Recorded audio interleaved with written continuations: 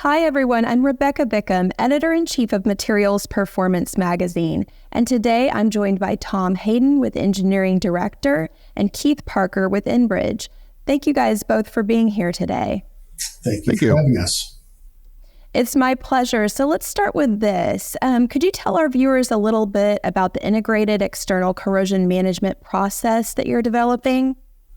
Well, integrated external corrosion management, or IECM, is a project that Enbridge is taking on that it brings a variety of data from different sources. ILI data, direct examination data, soils data, indirect surveys data, cathodic protection data, and it integrates that data into a digital twin of our pipeline system. We can then take that digital twin and look at corrosion growth rates at a girth weld level. We can look at current density at a girth weld level, and even project IR-free potentials at a girth weld level. And then from there, we can run what we call what-if scenarios that test the different remediation methods and their effectiveness without even having to send people out into the field to conduct the tests. And more generally, some of this is based off of digital twin technology. So a digital twin is a representation of a real world thing in the digital environment. So this could be two-dimensional, like a map. It could be three-dimensional, like a CAD drawing or something like that. And on top of that, you can lay all sorts of mathematics. You can do simulations, you can do estimation, you can do machine learning. And then with that, it will allow you to make predictions about the things Keith is describing, such as IR-free potentials, pipe to soil potentials, corrosion growth rates. And then from that, you can then use it to represent these what-if scenarios and some of these real-world things, mitigation solutions.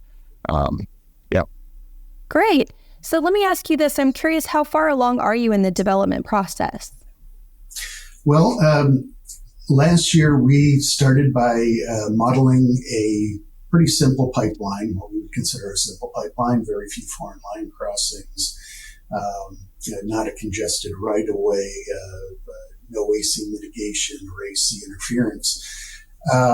And we ran what-if scenarios for different situations. For example, what would happen if a rectifier would go down. And we went out into the field and we validated that testing to see how reliable and what kind of a confidence level we could have in the digital twin based on the field validation.